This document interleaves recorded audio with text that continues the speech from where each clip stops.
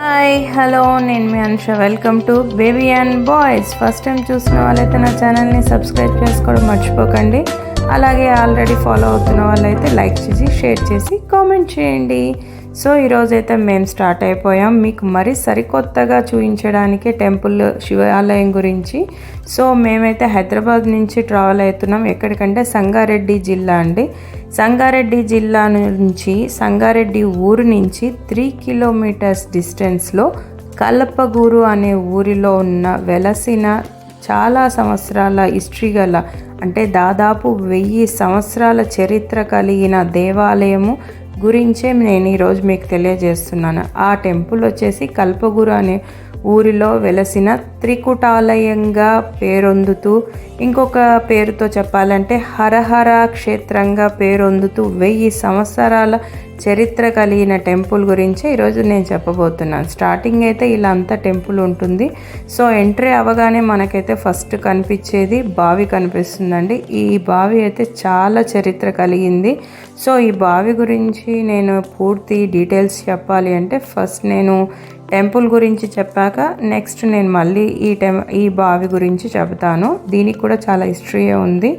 So నేనైతే కల్పగూరు అనే ఊరిలో ఇంత పెద్ద ఫేమస్ టెంపుల్ని అయితే ఎప్పుడు చూడలేదు. సో మీకైతే ఈరోజు అలా ఉంది అని కూడా చాలామందికి తెలీదు. సో ఈరోజు నేను మీకు తెలియజేస్తున్నాను. ఫస్ట్ అయితే టెంపుల్ ఎంట్రన్స్లోనే మేము ఇలా స్టార్ట్ అయిపోయాక ఈ గుడి టెంపుల్కి ముందు ఫ్రంట్ భాగంలో ఇలా ఉంటుంది. లోపలికి ఎంటర్ అవ్వగానే మనకైతే ఫస్ట్ దర్శనం ఇస్తుంది నంది మండపం. సో ఈ నంది మండపం గురించి చెప్పాలంటే చాలా పెద్దగా ఉంటాడు నంది. సో లోపలైతే చాలా ప్రత్యేకంగానే ఎక్కడ చూడలేని విధంగా సపరేట్గా నందికి ఒక మండపాన్ని ఏర్పాటు చేసి ఇక్కడ ఎందుకు కట్టారు, ఇలా ఎందుకు సపరేట్గా ఉంది, ఈ డీటెయిల్స్ అన్నీ కూడా నేను మళ్ళీ మీకు డీటెయిల్గా చెప్తాను. సో ఫస్ట్ అయితే మనకు ఎంటర్ అవ్వగానే గుడి లోపలికి మనకైతే ఫస్ట్ నంది మండపం అయితే చాలా ప్రశాంతంగా కనిపిస్తూ మనకైతే ఎంట్రీ అయితే ఇస్తుంది. చూడండి మీరే.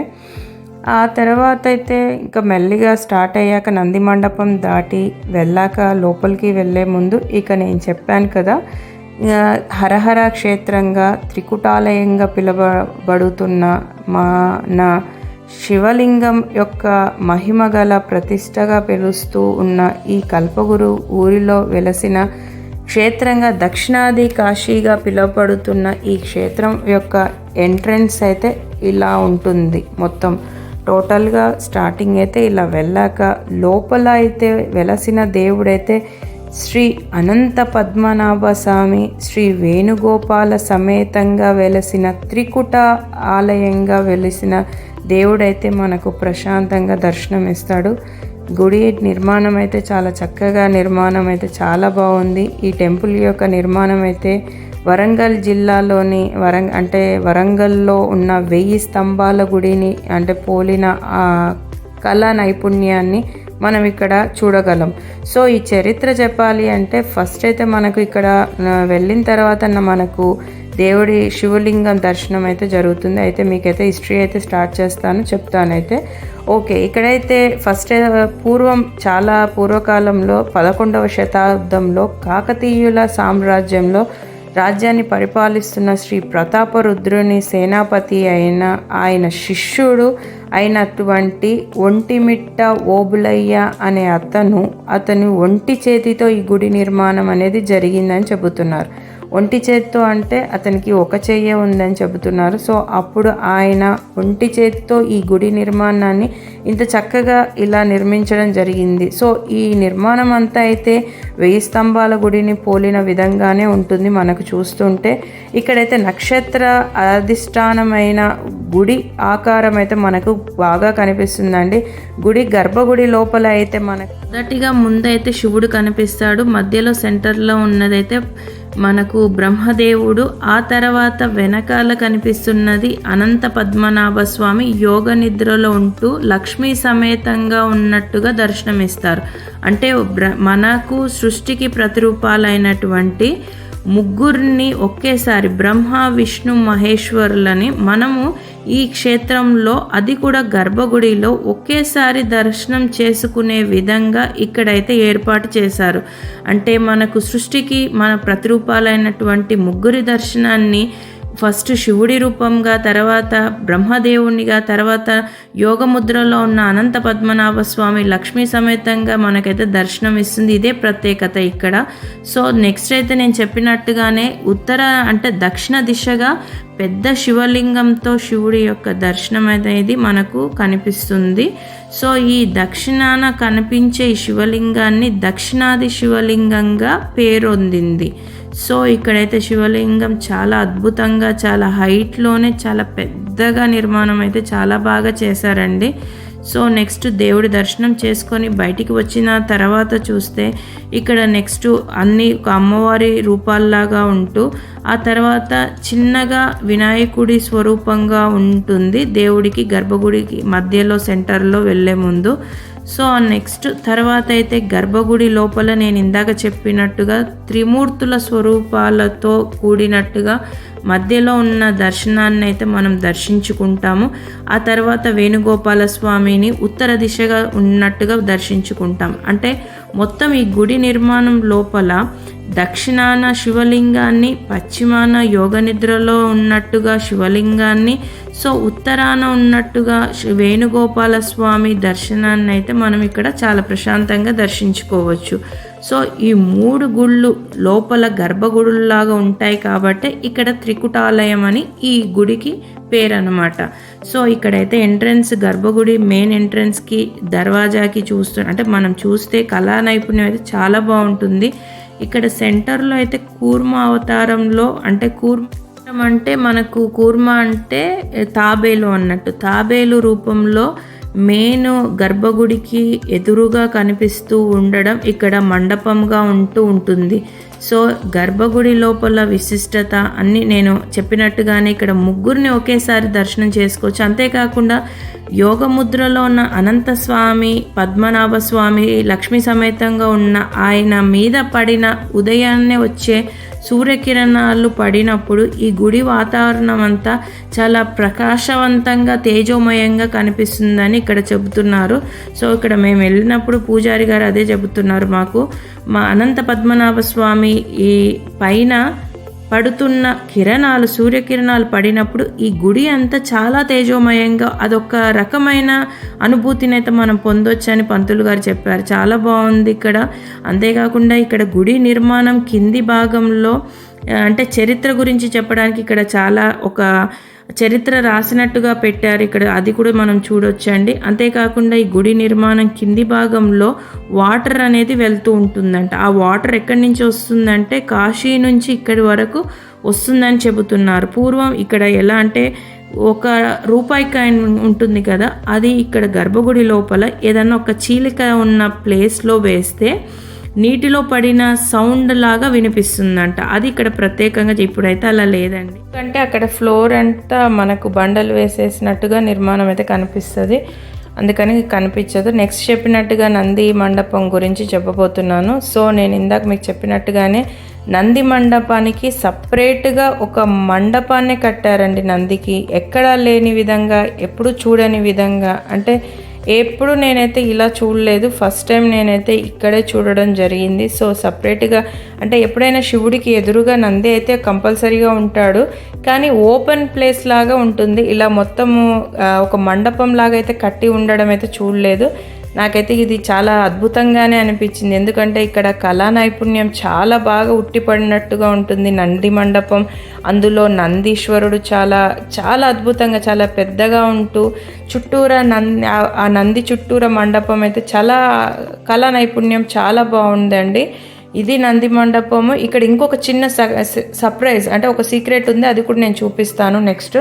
ఆ తర్వాత అయితే నేను బావి గురించి చెప్పబోతున్నాను. మీకు ముందు ఫ్రంట్లో చెప్పినట్టుగా బావి ఉంటుందని చెప్పాను కదా గుడికి స్టార్టింగ్లో. సో అదేనండి ఈ టెంపుల్కి ఎంట్రన్స్లో ఉంటుంది సైడ్కు. సో ఈ టెంపుల్ అంటే ఈ బావి అనేసి వచ్చేసి చతురస్ర ఆకారంలో కలిగిన ఆకృతి అయితే కల్పిస్తుంది. ఈ వాటర్ అనేది మనకు ఎప్పటికీ ఎండిపోకుండా అలాగే నిల్వ ఉంది అని చెబుతున్నారు. ఈ వాటర్ ఎక్కడి నుంచి వస్తుందో కూడా చెప్పారండి వీళ్ళు. కాశీ నుంచి అంటే మనకు కాశీ నుంచి వచ్చే వాటర్ గర్భగుడి కింది భాగం నుంచి ట్రావెల్ అయితే ఈ బావిలోకి వస్తుందని చెబుతున్నారు. సో ఈ బావి అనేది ఎప్పటికీ ఎండిపోకుండా అలా ఉంటుందని చెప్తున్నారు. ఇక్కడైతే 4 సైడ్లుగా 4 స్వరంగ మార్గాలు, ఇప్పుడు మీకు చూపిస్తున్నట్టుగా క్లియర్గా 4 స్వరంగ మార్గాల ద్వారా ఉంటుంది స్వరంగాలు అని చెప్పారు.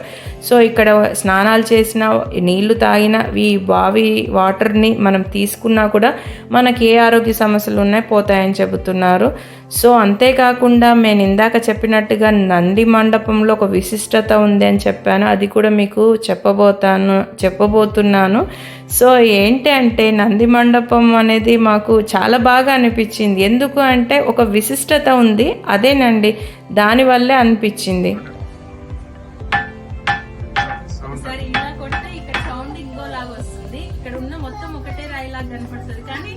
ఒక్కొక్క వేరియేషన్ లో మనకైతే సౌండ్స్ వినపడతాయి, అవి మీకు చూపిస్తున్నాను. ఫస్ట్ వన్ అది, సెకండ్ వన్ వచ్చేసి ఇక్కడ అయితే ఇది కూడా చూడండి, ఇక్కడ కొంచెం ఇంకా ఎక్కువగా కనబడుతుంది. ఇంకొకటి చూపిస్తాను నెక్స్ట్. ఇది సౌండ్ చాలా పెద్దగా వస్తుంది, అంటే వేరియేషన్స్ అనేది డిఫరెన్స్ గా ఉన్నాయి. ఓన్లీ ఒకటే రాయి అయినా 3 టైప్స్ ఆఫ్ సౌండ్స్ అయితే మనకు వినడానికి.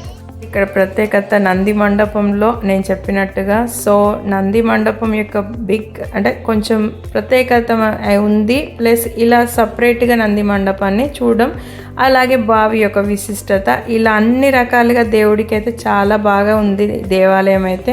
సో ఇక్కడికి ఈ టెంపుల్కి కొంచెం దూరంలోనే జస్ట్ 3 కిలోమీటర్స్ డిస్టెన్స్లో గోదావరి నదికి ఉపనది అయిన మంజీరా నది యొక్క డ్యామ్ అనేది ఇక్కడ ఉంటుంది. సో మనకు హైదరాబాద్కి వచ్చే వాటర్ అనేది ఇక్కడి నుంచే వస్తుంది. సో ఇక్కడైతే డ్యామ్ అయితే చాలా బాగుంటుంది. సో మేము అది చూడడానికి కూడా వెళ్ళాము. సో అయితే ఒక డ్యామ్ మీదకైతే వెహికల్స్ అలో చేయరు. సో అక్కడ స్టార్టింగ్లోనే మనం వెహికల్ని పార్కింగ్ చేసేసి ఇలా కొంచెం వాకబుల్ డిస్టెన్స్లోనే మనం డ్యామ్కి వెళ్ళొచ్చు.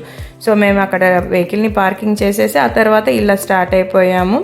వెళ్తున్నప్పుడు మనకైతే చాలా పెద్ద సైజ్, అంటే బిగ్ సైజ్ ఆఫ్ పైప్స్ అయితే కనిపిస్తుంటాయి. ఎందుకంటే ఈ వాటర్ అనేది అక్కడి నుంచి ఆ పైప్లో నుంచి తీసుకొస్తూ మనకు అన్ని ప్లేసెస్కి, హైదరాబాద్ చుట్టుపక్కల ఉన్న ప్రాంతాలన్నిటికీ వాటర్ సరఫరా అనేది ఈ పైప్స్ లైన్స్ ద్వారా వస్తూ ఉంటుంది. సో నెక్స్ట్ అయితే మేము ఇలా పైకి ఎంటర్ అవ్వడానికి అక్కడ కొన్ని స్టెప్స్ అయితే ఉంటాయి.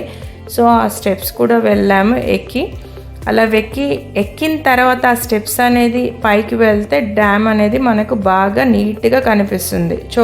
సో మేమైతే నెక్స్ట్ అలా పైకి వెళ్ళిన తర్వాత చూస్తే చూడండి మీరే, ఆ వాటర్ అంతా స్టోరేజ్గా ఉంటూ ఆ వాటర్తో ఉన్న మంజీరా వాటర్ని మనం చూస్తాం. గోదావరి నదికి ఉపనది అయిన మంజీరా నది యొక్క వాటర్ని మనం ఇక్కడ చూస్తున్నాం అన్నమాట. ఇక్కడ చెప్పాలి అంటే డ్యామ్ మొత్తం వాటర్తో ఉంటుంది. సో ఇక్కడ ఆ వాటర్ని ఎలా సరఫరా చేస్తారు, ఎలా పంపిస్తారు అనేది కూడా ఇక్కడ అంతా చేస్తున్నారు. సో మనకైతే అక్కడి వరకు అలో లేదు. నేను చూపిస్తున్నట్టుగానే ఓన్లీ అక్కడ అంతవరకే చూస్తూ రావాలి. ఇంకా ఫ్రంట్కి వెళ్ళే వాళ్ళు అంటే అక్కడి వరకు వెళ్ళొద్దు అని అక్కడ బోర్డ్స్ అయితే పెట్టారండి. మేమైతే కొంచెం దూరం వరకు వెళ్ళి చూసేసి అలా మళ్ళీ వెనక్కి రావడం జరిగింది. సో ఇక్కడైతే చాలా బిగ్ సైజులో ఉన్న పైప్ లైన్స్ ద్వారా వాటర్ని ఎలా పంపిస్తున్నారు, అదే ఇందాక నేను చెప్పాను కదా ఇక్కడ అలో చేయరని, ఇక్కడ దాకే వెళ్ళనిస్తున్నారు. ఆ తర్వాత పైకి అయితే ఎంట్రీ లేదండి. సో ఇక్కడ నుంచి వాటర్ అనేది తీసుకొని ఇలా పైప్ లైన్స్ ద్వారా వాటర్ని అనేది స్టోర్ చేసి అదంతా మనకు అంటే అన్ని ప్లేసెస్ మన హైదరాబాద్ చుట్టుపక్కల ఉన్న అన్ని ప్రాంతాల్లోకి వెళ్ళే విధంగా అక్కడ చేశారు. సో నెక్స్ట్ అయితే ఇక్కడ ఒకటి చెప్పాలి, వచ్చే దారిలో చిన్న చిన్న బర్డ్స్ ఫొటోస్ స్టాండ్ చేసినట్టుగా కనిపిస్తాయి. ఎందుకంటే ఇక్కడ చాలా టైప్స్ ఆఫ్ బర్డ్స్ అనేవి కొన్ని సీజన్లో ఇక్కడికి వస్తూ ఉంటాయని చెబుతున్నారు. సో మేము వెళ్ళినప్పుడైతే అంతగా ఎక్కువ లేవు, కొన్ని బర్డ్స్ ఉన్నాయి. అవి మేము ఇలా కొంచెం క్యాప్చర్ చేసేంత వరకు అయితే మేము క్యాప్చర్ చేయగలిగాము. కొంచెం అంతా వాతావరణం అయితే చాలా క్లైమేట్ అయితే చాలా సూపర్గా ఉంటుంది. అక్కడ డ్యామ్ మీద ఉన్న అట్మాస్ఫియర్ కానీ మనకు ఆ వాటర్ లోపల ఉన్న బర్డ్స్ చూస్తున్నప్పుడు కానీ అలా దిగి వచ్చిన తర్వాత నెక్స్ట్ ఆ చుట్టుపక్కల ఉన్న కొంచెం ఇలాంటి టైప్ ఆఫ్ ఒక అట్మాస్ఫియర్ అయితే కనిపిస్తుంది. పిల్లలు కూడా కాసేపు స్పెండ్ చేయడానికి, మనమైనా స్పెండ్ చేయడానికి, కొంచెం ఎంజాయ్ చేస్తూ ఒక ప్రకృతి ఒడిలో అలా సేద తీరుతున్నట్టు ఆ ఫీల్ని అయితే మనం ఎంజాయ్ చేస్తాము. సూపర్గా మాకైతే చాలా బాగా నచ్చింది. పిల్లల్ని కూడా కాసేపు అలా స్పెండ్ చేయించి అలా కాసేపు కూర్చొని మేము అలా ఎంజాయ్ చేస్తూ ఆ తర్వాత రిటర్న్ అవుతూ ఉంటే దారిలో మాకు ఇక్కడ అంటే విద్యా కేంద్రంగా కూడా ఒక కేంద్రంగా కనిపించింది. ఇక్కడ కొన్ని అంటే బర్డ్స్ని పెట్టి వాటి యొక్క హిస్టరీయో మరి ఎలా చెప్తారో తెలీదు. ఒక విద్యా కేంద్రంగా కూడా ఇక్కడ ఉంది. కానీ మాకైతే కొన్ని బర్డ్సే కనిపించాయి. అంటే ఇప్పుడు వాళ్ళకి అక్కడ కొన్నే ఉన్నాయేమో తెలీదు.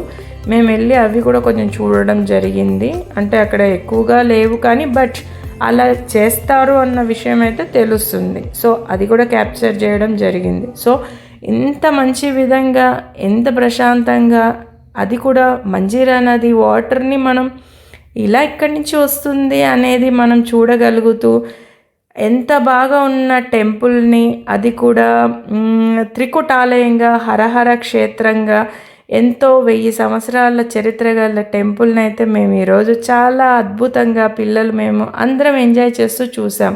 నెక్స్ట్ ఇక్కడి నుంచి మళ్ళీ మేము ఏ టెంపుల్కి వెళ్ళాము దాని యొక్క హిస్టరీ గురించి నేను నెక్స్ట్ వ్లాగ్లో చెప్తాను. బాయ్.